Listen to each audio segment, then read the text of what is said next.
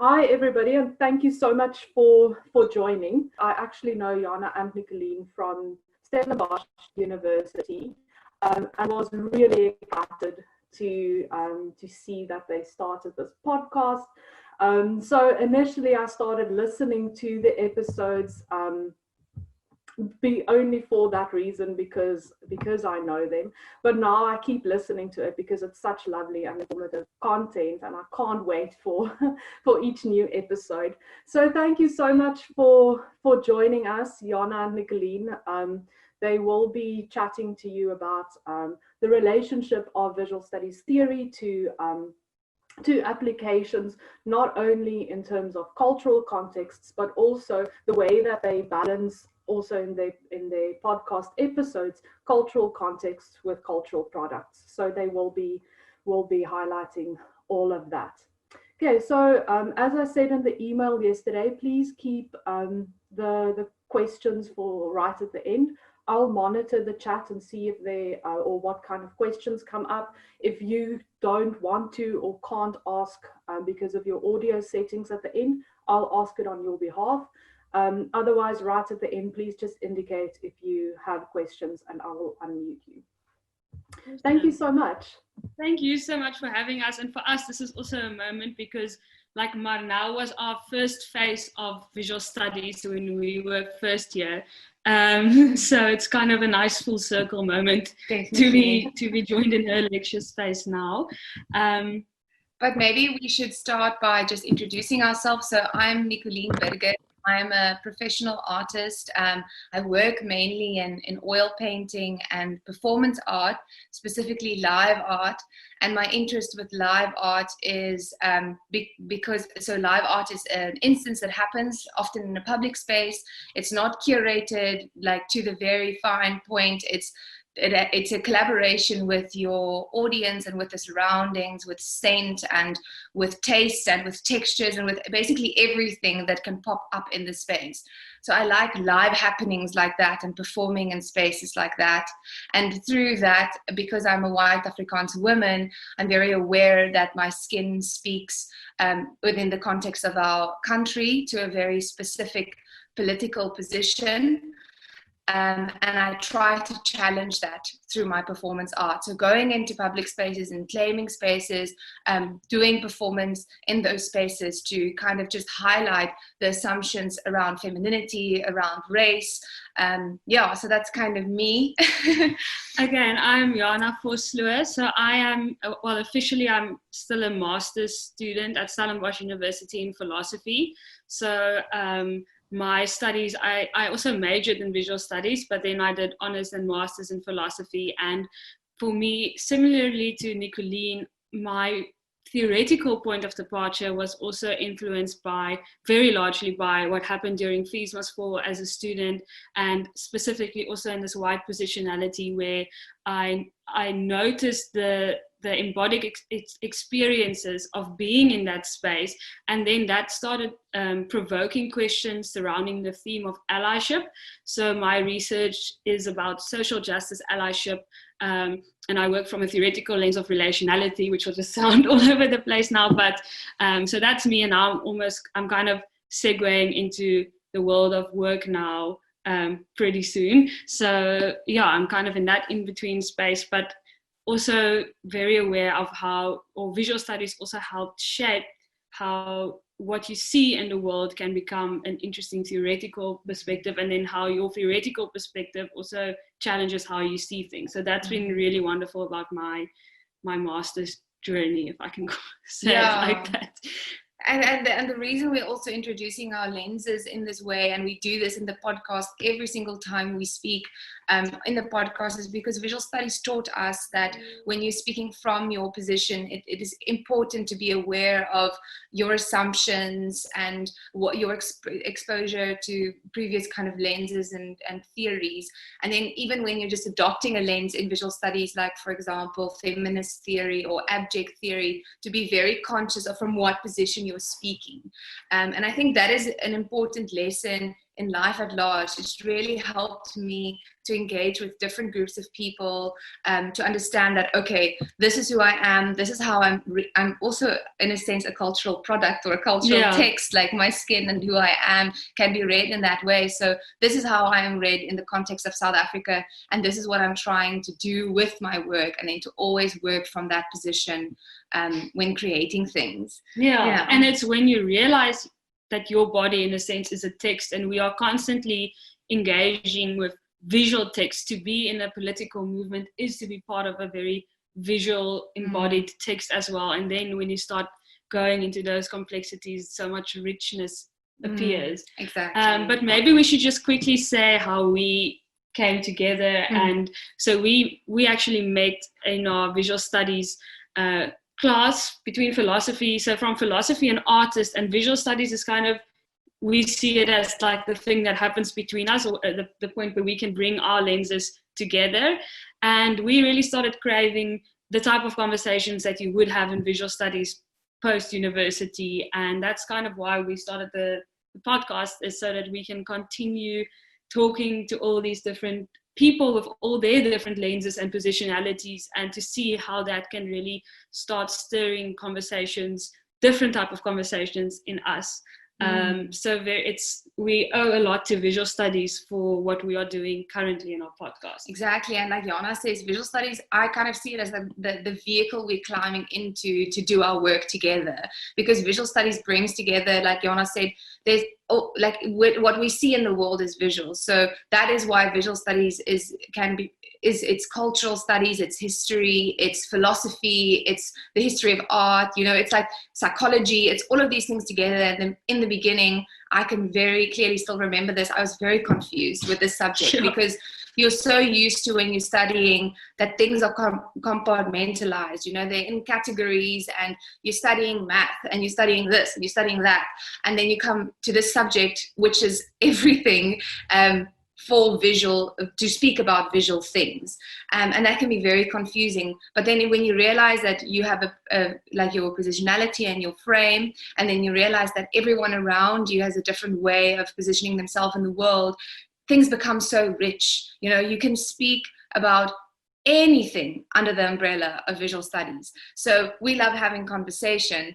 And that's why visual studies also appeal to us so much, because now we can invite someone that is an expert in AI and have a conversation around ethics, and through studying. But then also gender. Exactly. And then gender and AI can meet one another. And which then you will sex see bots come in. So like this was our latest episode. Yeah. So that's why we are now in this. But the point is also how, because visual studies is so eclectic, it brings like conceptual, the core skill that I think we agree that we took from visual studies after university is to be able to make those conceptual links, and to see how they just you and I have this example of, like, if you look at a cup, you can see all these objects, and like with you now also studying with products, how all of a sudden you learn to make these thematic and conceptual connections. So I was thinking about, I was tutoring visual studies at a stage, and the module was the theory of things, and each student had to choose an object, and then for the whole term you have to write about. And as I understand, you guys are also doing kind of working on your own project, and then you have to add a theoretical lens to further investigate that. But some students, you know how it goes, it's like 10 minutes before you have to submit something, and you're like, I don't know, what's my object? And then it's like, oh, my grandma's cup, or my little eco cup is here. And then it's like, okay, cool, eco cup. And now it's like, what do you write about? For a whole semester. For a whole semester, you have to go into this like detail of how this cup exists in the world. But then what visual studies does is how you can start thinking, to write about a cup or the object of a cup is not to understand necessarily the craft of making cups or production, but all of a sudden you can look about nostalgia or consumerism, or even what does a cup look like if it's in this Afrikaner household? What does it mean for me to have a very typical nourished Cape Town branded cup, and how can I compare this with like the old, we have another one here. So like this cup and this cup connected to each other, there's a whole story that you can tell, because I mean, this cup, like Jana said, can speak about nostalgia, it can speak about domesticity, it can speak about the role, Orientalism, it can speak Orientalism. about, and so we just use this as an example now to kind of show how visual studies made sense for us when you can start figuring out how these concepts can become connected to something as seemingly meaningless as a cup. And how you can actually spend a whole semester, or even with like a whole project, a whole master's or whatever, if you think about something as definitely. And in Stellenbosch, and I'm sure in your subject as well, we were always encouraged to bring it home, and we're going to do a little bit of a bring it home at the end of our conversation as well. And at the end of each of our podcast episodes, we also tried to bring every concept home within the South African context to see how we can understand the problems around the things that we discuss within the South African context. But so when you start realizing that visual studies is not about the actual teacup, it's actually about the context around the cup and what the context around the cup says to make us understand this cup as a teacup. That sounds very strange, but it is like describing everything around the object so that it can inform a deeper understanding of the object.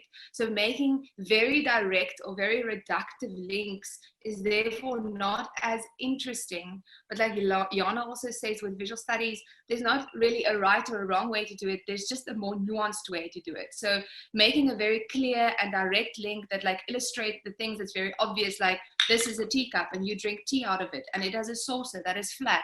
You know, that's very obvious. But what is the less obvious things that you can say that still make sense? And this is where the creativity comes in. You know, you can really, really push it and say everything that you find interesting about the context around the teacup that informs your understanding of the thing. Yeah, and sometimes those links almost, you would think that it takes, like, maybe it sounds like a mental stretch, you know, look at a teacup and then start thinking, what does nostalgia mean in our world today? Like, it might sound like a theoretical stretch, but when you actually just sit with a cup in your positionality and you trace in your own mind what comes up for me when I think about cups, and that's why it's so important to bring your own lens to it. And that's almost when it's to find a type of theoretical approach that will interest you and excite you. Because it doesn't, like Nicolene said, it doesn't have to be like, I'm going to invent or I'm going to write the most genius paper about teacups. It's more also to find in yourself, what lens am I thinking about, and then to dabble into that. And I think in our, like, a more interesting example maybe than cups is that what we've been doing in our podcast is when, for example, you look at, in the one episode we looked at Sari magazine as a cultural text, and then to start, it's from Afrikaans, once again, this was our very white Afrikaans, also like alternative Afrikaans thing, and we're like, we have these saris in our mothers and aunties' bathrooms, and then to start thinking, why is there nothing political in the sari, and what does this text say about this? How can sari voorblad gesig say something about volksmoeders, Afrikaner volksmoeders? So that's just an example of how something, just a magazine that you find in all shops, can evoke these questions, cultural questions.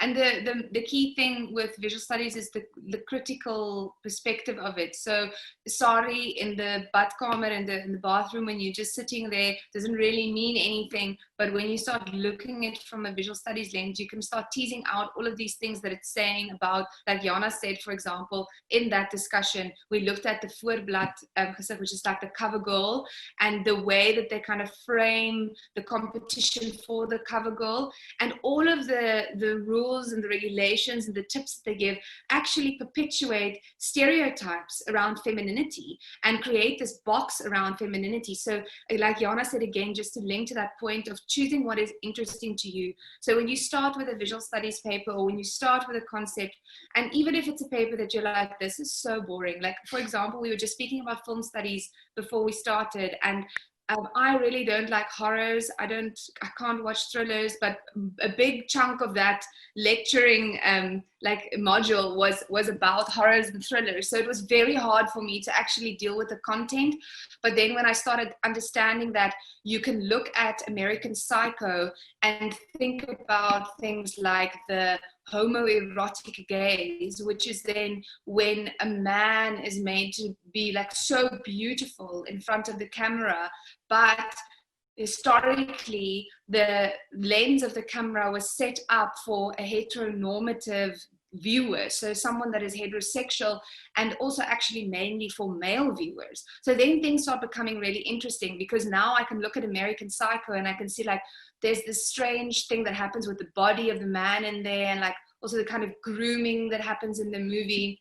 And then it becomes more interesting. So when you're writing about your own work, you can also do that. So if your object is then a teacup, but you find Orientalism very interesting, you can run with Orientalism through the medium of the cup, almost. Yeah, like it's called China. Exactly.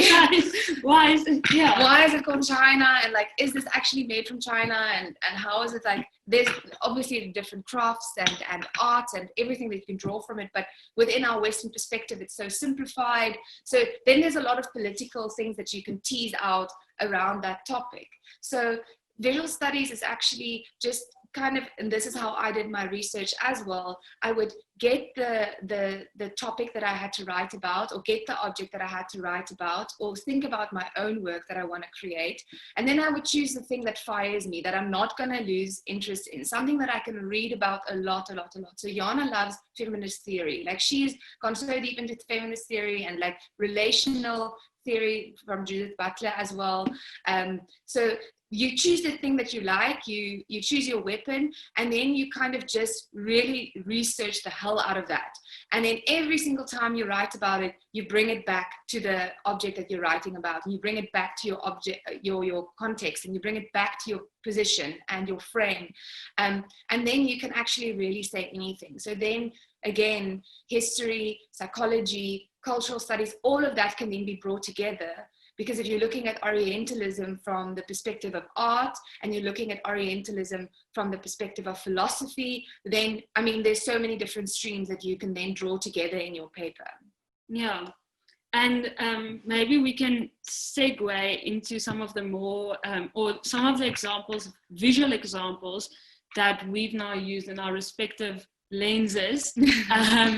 So, Nicolene, do you maybe want to start with this first one? I can start with the first one. Let's just see why it doesn't want to go. I think we have to scroll. Oh, I see. Okay, maybe do that one okay. First. Yeah. So it would have been nice if I could see everyone and ask like I'd be interested to know what you see when you see this visual, and if you are aware of the context maybe.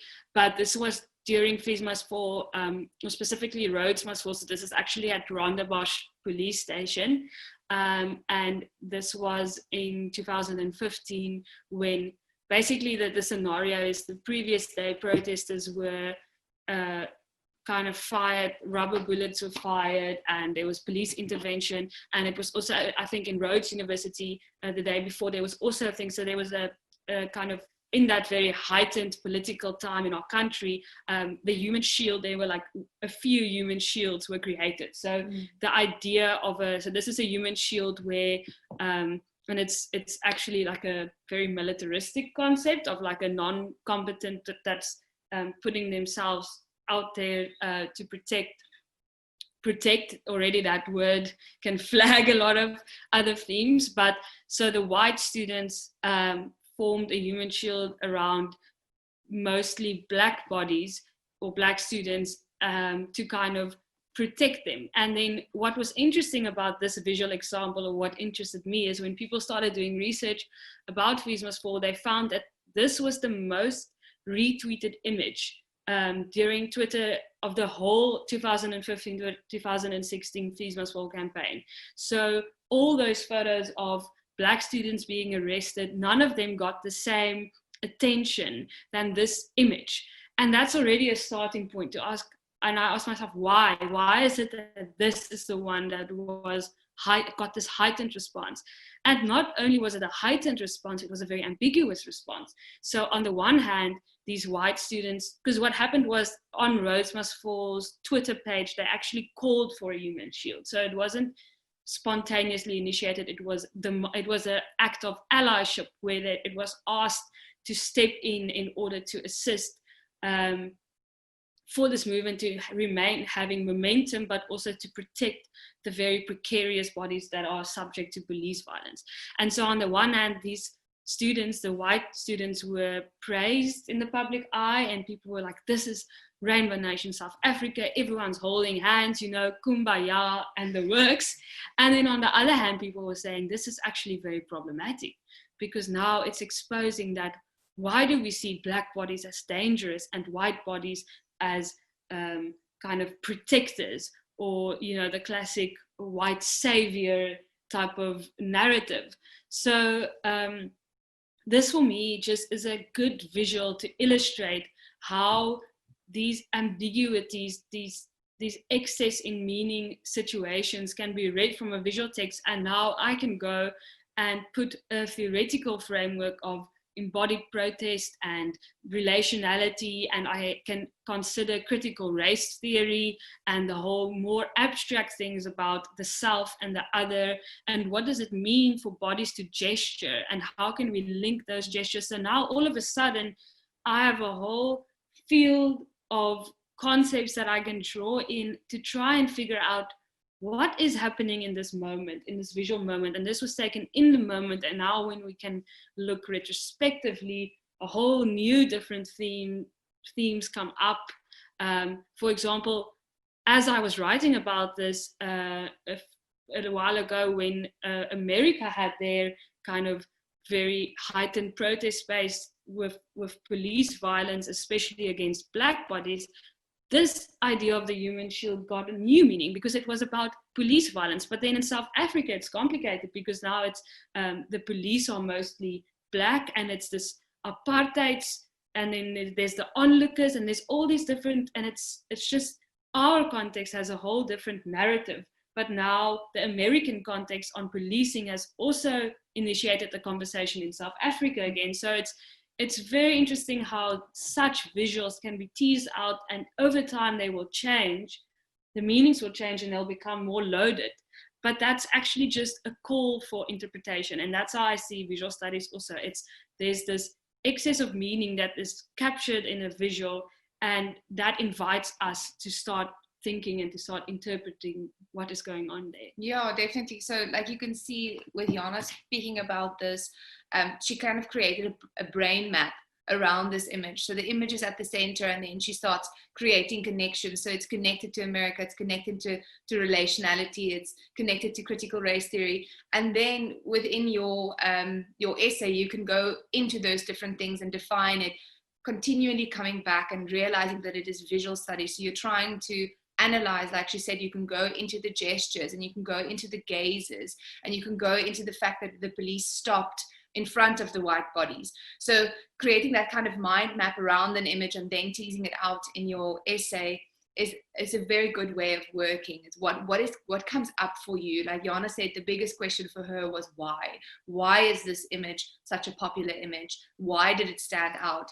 And often things that are controversial is the things that you write the nicest essays about. So yeah, should we go to the next one?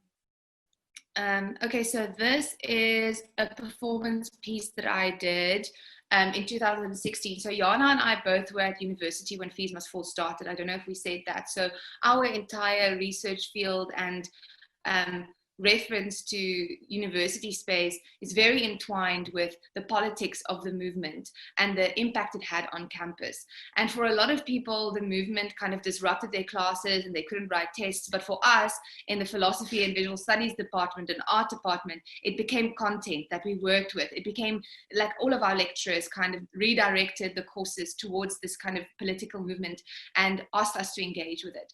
And one of the sculpture workshops that I had looked at monuments, and I became fascinated with these things that stand inactivated in our public spaces. And that is the thing that really bothered me the most. It's like there was an icon created from the past, someone that was looked up to in the past within the ideology of that time, and blown up larger than life, and then put on a pedestal, which is almost this kind of pin that pins them to the present moment. So it's the past pinned in the present, and the pedestal kind of mediates their presence and lifts them above where we walk around to make them still very relevant, you know, like even more relevant, because this is something important. It's like we're saying with monuments in our spaces, this is like our prized possession, you know, like if you have something fancy in your house, you want to like exhibit it. This is what we're doing with monuments. So then within the South African context, specifically after I visited Berlin, I was really interested to see that we don't have a lot of monuments that and sculptures and art that go back and engage with these kind of figures like Yanni Marais, who stands on Stellenbosch campus and has a radius around him of like 100 meters where there's no building. So he's in the center of this open space. So really like, wow, important. And then you go read about him and you're like, yo, but this guy actually, it was part of a really problematic history. He made his wealth out of the exploitation of Black bodies. So how is it that in New South Africa, we still have these figures? And again, with Rhodes Must Fall, it's in the name. It was around a monument, around a sculpture that it started and then led into Fees Must Fall. So then I created this staircase with the idea that we need to activate the space. I want to climb up there. And essentially in the beginning, I thought it would be amazing if I had a parallel pedestal where I climbed up on a parallel pedestal and made myself a monument next to him and then gone into conversation with him. And then we moved the staircase again so that I can just get up to him and actually like, you know, try and see what would it be like to be at his level. And first, what was interesting was the fact that I was so short still climbing this. It was a very, very heavy staircase to build and carry there. But then the most important thing was the reaction from the university. So we applied to put the staircase there, and it was a whole project brief and everything, and they gave the go-ahead. And then just before the day where we had to install it, they were like, sorry, the protests on campus are just too crazy. We're too worried that this is going to stir, and you can't do it anymore. And then they said something like there's a fire hazard. That was afterwards, yeah. Sorry. But yes, they, in the end, when they removed it, they sent out an email list to the parents that didn't really engage with me, just saying that a sculpture was removed from campus and it was a fire hazard. Never mind the fact that it was moved 100 meters to in front of the visual studies department, and it stood there for 6 months right next to a building. But yeah, so then we decided to make it a protest piece, carried it to the statue, got up, engaged. Students that were around on campus were interested, and I kind of just stepped up and like engaged with him, tried to reach up and kind of initiated the space. And then other students started climbing up and doing their own action. Like some people flipped him off, other people like tried to hug him, other people like illustrated like trying to get him off the pedestal. So a lot of artists engaged with it for like 90 minutes. And then the men in black that were on campus to regulate the protests, they came marching up and they were like, made this shield around the statue and said, no one's allowed to get on it. This is an illegal piece here and you can't engage with it anymore. They brought a bakkie and they took it away. So it was a peaceful engagement. And yet there was this very violent safeguarding of this monument that references the past. And it reflected immediately the politics of the university. Who are we putting in the public space? Is this for the protection of the students? Or is it for the protection of the board of the university? Does it reflect the inside ideologies that the university is built on and still kind of tried to hold on to? And then the last very interesting thing was that nothing happened to me. So I was part of a movement of performance artists that had multi-race artists like working in it. Of the artists that did performances, they got personally were arrested or they were disciplined by the university. but nothing happened to me, even though I made a protest piece. And that also says a lot about my skin, about my privilege. And then now that I'm aware of this, I can actually push this in spaces, and I can really push the boundaries and show people. I become the mirror of the white privilege that I have.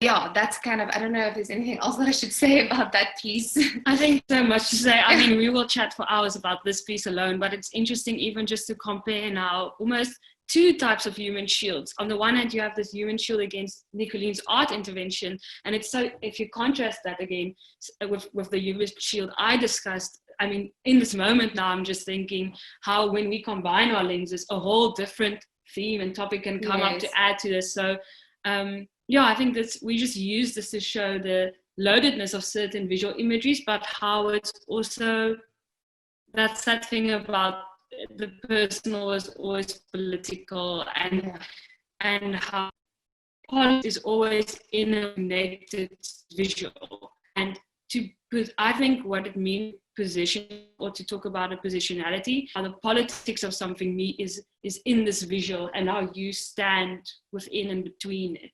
Absolutely. I don't know. Sorry, I quickly stopped the screen sharing because I'm starting to have a bit of Wi-Fi issues, and I don't want to be kicked off as the host of the session. Sorry. Okay. Is there another slide to share? Then no, it was just that. But something that I wanted to add on the so I did another iteration of this piece in 2019, Infecting the City, where I built two sisters, and then in Cecil John Rhodes in the company Gardens, and the other one was and like Jana just now said, where the politics of a visual image and trying to bring that out through visual studies, again, there was this very interesting reaction by the public gardens. We installed the staircases the night before the performance was going to happen in the morning. And the company gardens were aware that performances were happening. We had permits. They knew everything about the performances, but just one person that is in management wasn't aware of it. She arrived in the gardens and saw this staircase in front of Switzerland and was triggered by the symbolism, the stair accessibility to this monument. And they had problems with the vandalism of the workers in the garden to break down the staircase. So when I arrived for my performance, there was no staircase, and it was a very interesting reaction where a person just saw this and was so triggered by it that thought like these two things can't coexist. You can't have Cecil John Rhodes on a pedestal with a huge staircase next to it. It's not allowed. And again, it's like bringing out the politics, that just placing a staircase to kind of emphasize the hierarchy that already exists in our society, seeing that as a visual image has a lot of power. Yeah, and how it makes things, it can make things explicit. Yes. And that's what happens in visual studies when you also start destabilizing a little bit what is actually going on in that moment, or how you see it to be going on. So I'm not sure if I think we still have some 5 minutes. Maybe we can just go back to that example of Ex Machina, because that's our recent episode and it's quite interesting.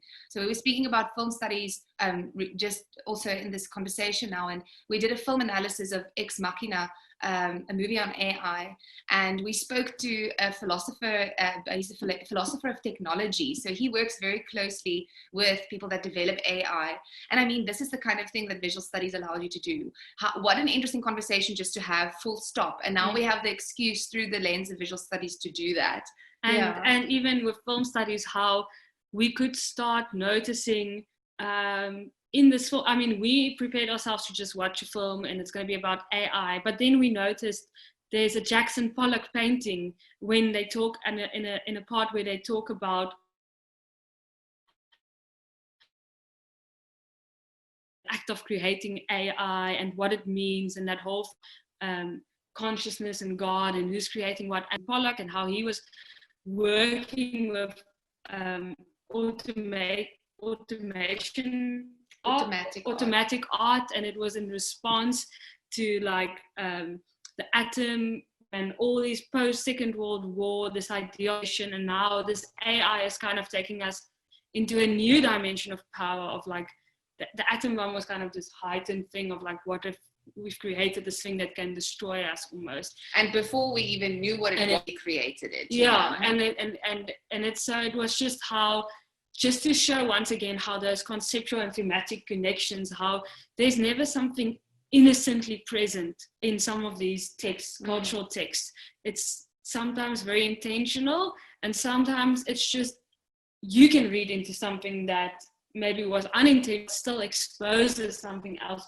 Yes. And this was so fascinating. Film about AI could start a conversation about the sublime and nature and romantic art, and one AI movie about sex bots and all of these things. So yeah, and again, like with the film studies and with the gazes there, we also realized that because the filmmaker has a knowledge of film was used he could also use the way that he shot the film to set up some typical norms, like shot in segments where you kind of see the woman like putting on her sock or taking off her sock, but you only see the leg, and then you kind of like see them put on, and you only see the arm, and you like see only the cheek, and it kind of boxes the female and fragment into pieces that can be controlled, and on which your sexuality can then be projected, and the filmmaker did this with the robot getting dressed, and then later in the scene where she's getting undressed, and you're like, this is confusing because I'm used to reading this visual text when it's about a real person, and now it's a robot, and you're not sure if she's really conscious or not conscious. So those kind of visual clues can then be used to also create interest. And as an art and content critic, when you think critically about the themes around you in the world, you can also act as that. Because I mean, in a country like, engage critically with what is going on around us, you know, like our history is a very like problematic history, so therefore it's very important that we are aware of what we put out in the world. We don't want to perpetuate any of the violent histories that we have in our country. So that is also why visual studies is such an amazing tool, because it allows you to become aware and more conscious about what you are creating, and then to also critically engage with content that people put out in the world that maybe hasn't been so considered, so that you can critique it and so that you can highlight the problematics around it. Yeah, I think that's a very good way to end where we are. But that whole thing of self-consciously, self-critically taking up what you are putting out there and what you are taking in at the same time, as people entering in like a brand or a visual or creating objects and visuals hold power, and you are always positioned within it. So I think maybe that's the takeaway from our conversations that started out with cups. Thank you so much. That was extremely interesting, and I think also the way that you layered the conversation to start with the cups and then looking at more complex examples. I really think that it made the centrality of visual studies in all of these processes of seeing really clear. And what was extremely interesting to me as well, and this is why we have visual studies, or how I understand the relevance of visual studies, is, you know, if that staircase, if it was really just about, you know, 4 sides of wood, it wouldn't have caused this reaction. But it's not an innocent staircase. It's not just about the wood that the staircase is made up of. The staircase itself becomes a carrier of ideology and political significance. So that is why it caused the reaction, why those men in black surrounded the staircase in the first place. And that is also how we ought to approach visual studies, is that, you know, nothing is just about the object itself. There are always, as you say, thematic considerations. So Thank you so much for that. I see, oh no, it's just comments. So can I ask if anybody's got a question to ask Jana and Nicolene? Marnell, I wouldn't mind just asking, hi there. So you previously mentioned that the protests where the police were viewing, or the white people were protecting the so-called black bodies in the middle. You mentioned that the majority of the police force were obviously black. Now, if the police force view the black bodies as dangerous and the white bodies are protecting them, is that not potentially pretty dangerous in itself? Because you've got a police force which is predominantly black, and you've got this like systematic racism where a system previously viewed black people as dangerous. Yeah. And now you're in the so-called new South Africa, where the police force are now predominantly black, and they're still viewing black people as dangerous. So yeah, it just seems so tough to like come to terms with, I guess. Yeah, and I mean, and this is also where it's on the one hand important to acknowledge the limits of your own scope and your own positionality, so that when I engage with this conversation and I read this visual text, I have to kind of be aware of my blind spots in how to deal with a complexity like what you just mentioned. And even if you are thinking about, you can trace it back if you look historically at police in South Africa and how it's probably the case that those mostly black policemen were subject to violence of white Afrikaner National Party police violence, and how that idea of also what the role of policing and what does it mean to police bodies, and how we have a very warped idea of discipline and power and all these things when it come into it, and I think that's why that is why it's so loaded in South Africa when you talk about police. And I mean, I'm thinking of like a philosopher like Frans Fanon now, where you can talk about the side effects and the aftermath basically of a colonial order in general more, and how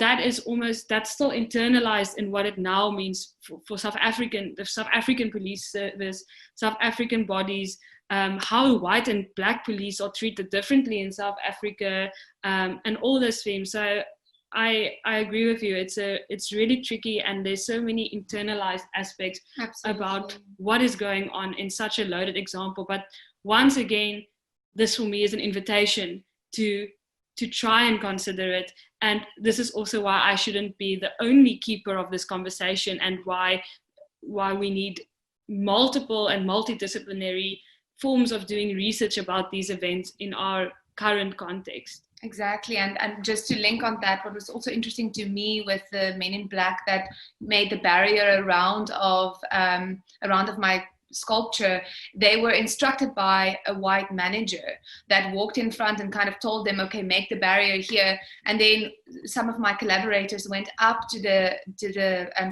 private security, and asked some of the men, like, how do you feel about this monument? Do you know what this is about? Why are you, because they stood there for quite a while. And then a lot of them said, I don't agree with the man standing on the pedestal, but this is my job. So then you can also look at the interesting links between labor and race and management, and how often people are put into positions where through their work, they need to act from a place that they don't agree with, but they're instructed by white people to do that. So that was also a very interesting reflection from that performance. And it once again showed how precarious that group of and the fact that we call them Men in Black. I mean, even that's already such a loaded concept. So yeah, that's exactly. I don't know if that answers your question, or if that's responds or comment. Gone in a lot of depth. Thank you so much. It's a pleasure. Thank you. Any other questions? Hi, I have a question. I would just like to ask, in terms of engaging with visual studies in a more mental construct, I find a lot of us creatives find academic language quite off-putting when we're trying to engage with it in an academic setting. And I just wanted to know if you had any tips or advice for trying to understand it on a more academic level, but that's understandable from our point of view in more simplistic linguistic terms. I think maybe I can speak towards that because I also had a lot of difficulty with that. And writing about your work when you're an artist is very hard because it's something that comes obviously from deep in you, and it's a very experiential thing that you're trying to give expression to in the world. And then connecting that to academic language can be very, very hard. But again, like coming back to what we said in the beginning, the approach to look at what it is that you want to create and to find an angle or a lens that you're interested in. So say within the academic sphere of visual studies, you're very interested in psychology, then kind of linking your work to psychology and only speaking maybe from a psychological lens and then teasing it out from there can be really helpful. I'll illustrate this by just briefly telling you about my fourth year project, which was on body memory and triggers and how visual things can trigger our body memory to actually then catalyze a kind of mental memory of something that took place. And I was very interested in trauma and if someone goes through something in the past and now they smell something in an exhibition space, how that can kind of bring back the trauma, you know? And it's all started with a set of videotapes that my parents took of me when I was a baby. And I just really wanted to watch these tapes. That's all. Like I have no deep engagement with them from the beginning at all. It was just, I was fascinated with this footage of me as a baby and I wanted to watch it over and over and over. And then I kind of started my study where I started tracing my emotions. And then I started noting down what happens in my body when I write it. And then that systematically translated into a paper that was more academic. So taking it one thing at a time, don't try to make it academic from the beginning, do a brain dump of just everything that is interesting to you about the topic. So why do you want to make this product? What is interesting about it? And then kind of fleshing it out from there. And then theories can help you. You don't have to create your own academic language. You can read other theorists and other thinkers and they'll help you to inform your kind of very emotional and experiential expression of art. I don't know if that makes sense. And just to add to that, I think there is something to be said for that. I mean, some of our friends, when they listen to our podcast, I mean, maybe they felt obliged or something, and they were like, I'm sorry, Jana, I can't listen to this. It goes over my head. And I'm like, what? How? We are literally just chatting all this nonsense and stuff. And then that's when I also realized that it's important to acknowledge that visual studies, it's a language. There's a language game and it has its own lexicon. And if you think about it like that, almost as a craft or something that you can learn, I mean, when you learn math, you start learning formulas and you need to understand what does X and cos and tan and all these things mean. It's very weird that I had a math example now, that's the first thing that came to my mind. But I think with visual studies, part of the subject is to learn the language. And learning that language comes through maybe reading more of it, but also conversation. And also to one thing that philosophy taught me is it's okay to ask and say, what does this mean? I don't understand when you use this term. When I talk about nostalgia, what do you mean exactly by that? And to be okay with conceptual clarification and to use that instead of being intimidating. I mean, if someone speaks a different language, you can translate it and you can ask someone to help translating it for you. So I think that's also just something that helped me because I was so overwhelmed. First year, we didn't know what the hell was going on.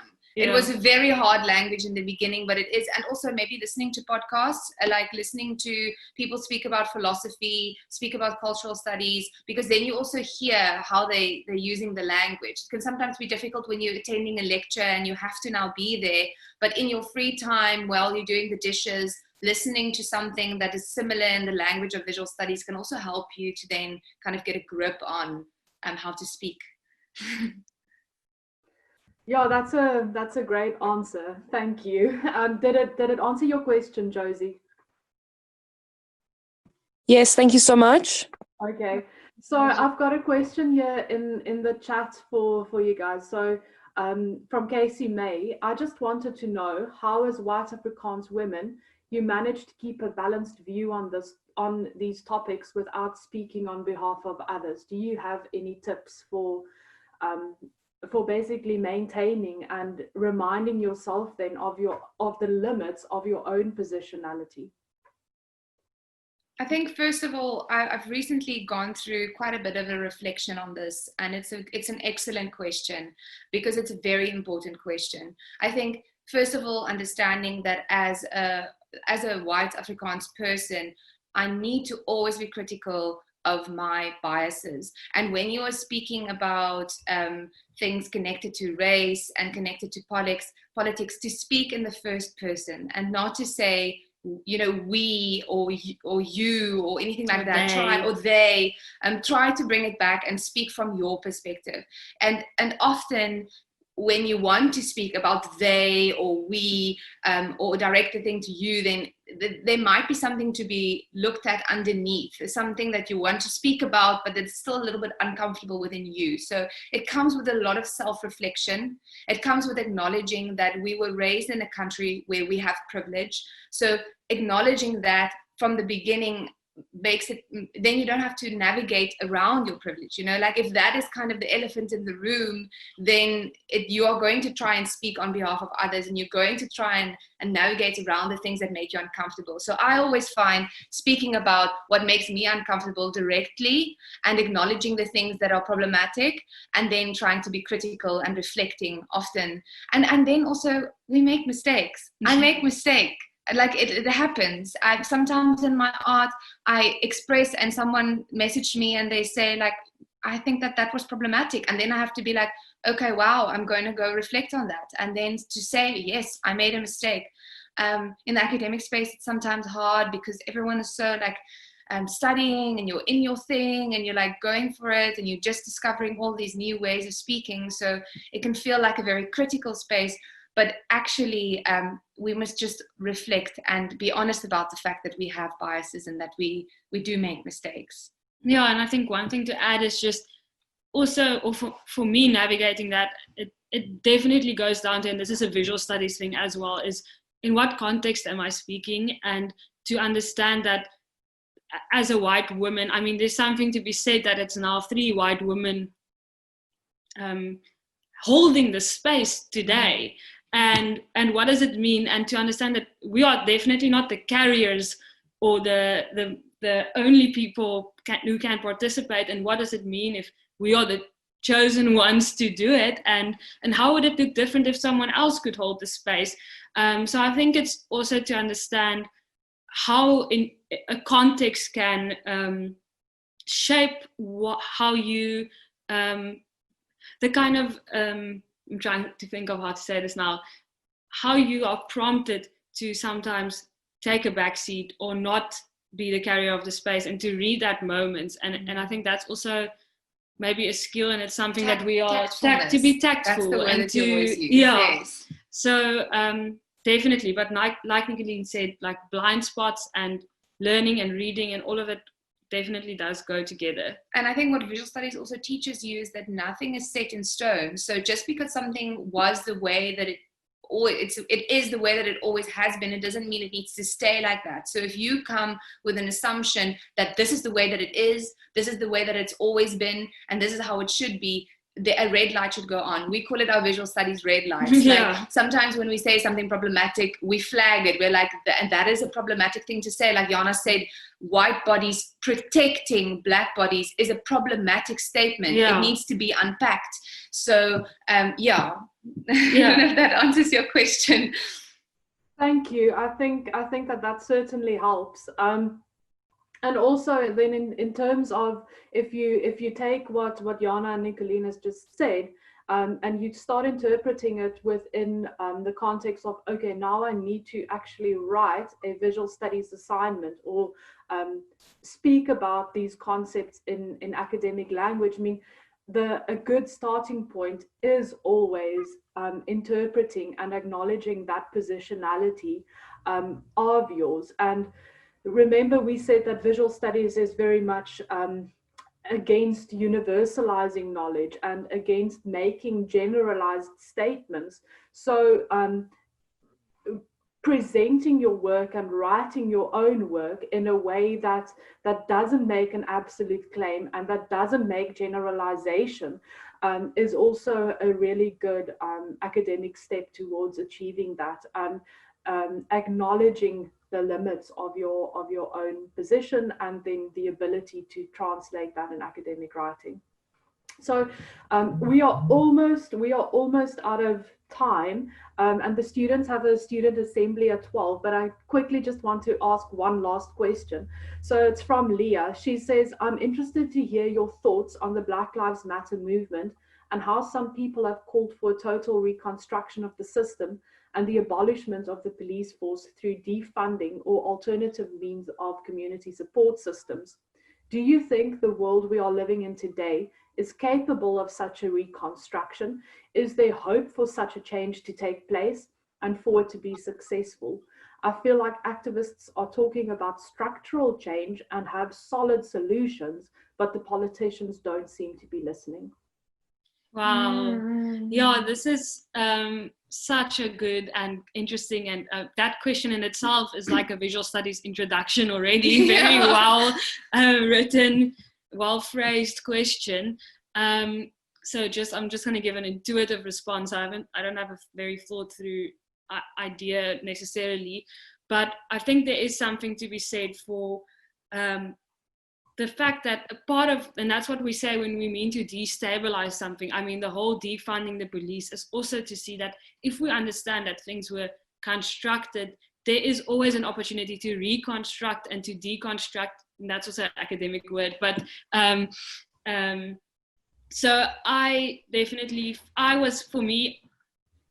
call it like Gen Z politics is stepping in now with this. Like, it's funny to see the 5-year gap just in what happened in Fees Must Fall and how this new narrative about, let's not just talk about police violence, let's bring into question how the police, even what is the institution of policing and the police and what is the role, and to really flip it around. So that, I think that there's something to be said how that is a changing moment in our politics, how systemic issues are really being delved into, and that was, I think, a very necessary next step.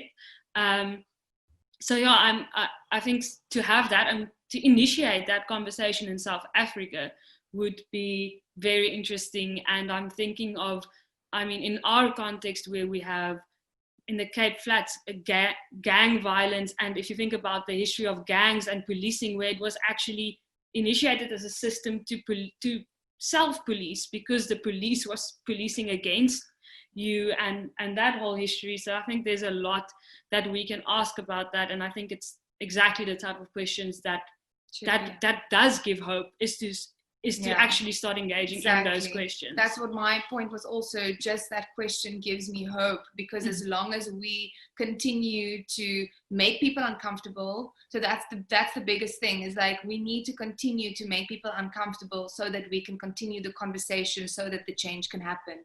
If we're not uncomfortable, then we're just going to stagnate. So I don't know if it's possible, but we have to try, you know, and we try through having constant conversation and inviting all the parties to the conversation. Yeah, definitely. And I think also, I mean, the intersection of the resurgence of the Black Lives Matter protests, along with the very specific context of COVID, and calls also, you know, for rethinking the place of a capitalist structure and its damaging effects. It's like all of these layers almost of deconstruction and reconstruction that needs to happen. And if you go back almost to the core of these discussions, I mean, these systems have their starting place at the same point almost. So it's almost like the one cannot be toppled without rethinking the entire thing. Yes. And we are fortunate that what we are studying allows us, or I feel like it gives us tools to start approaching such a thing. And that's why it won't just happen in isolation. There's so many facets to, I mean, people sometimes say with visual studies or even philosophy, like, this is just a leftist Marxist brainwashing subject or something like that. And it's funny because there is something to be said of how we can trace ideas and how we can see where they come from in our history, and how we are then in this position to have the tools to add a very different way of thinking to current problems. And it's not mutually exclusive. You can by protesting and by writing an essay on deconstructing police violence and defining the police, you add to this conversation in different ways. And I think there's something very powerful about that. Definitely. Yeah, absolutely. Thank you so much. We are out of time, so students, you are welcome to go to the student assembly now. Yeah, thank you so much for everybody that joined, and thank you so much, Jana and Nicolene. All of the comments that are coming through are really appreciative and positive. So thank you so much for sharing this virtual space with us and for your insights. Yeah, thank you for the opportunity. It was so much fun. We are now, it's like being in a touch. We're fired up now. We're gonna release the episode on Ex Machina today. So if you guys want to go listen to that, you can find it on Erit Podcast is where our Instagram handle, Erit Podcast, and also you can listen to it on any of the podcasting platforms. Yeah, so please engage with us. And email us if you want to come chat with us. We are keen. I will definitely share the link to the podcast with all the students again, just to make sure that they do have it. But it was shared in the chat during the session as well. So yeah, thank you very, very much. Thank you.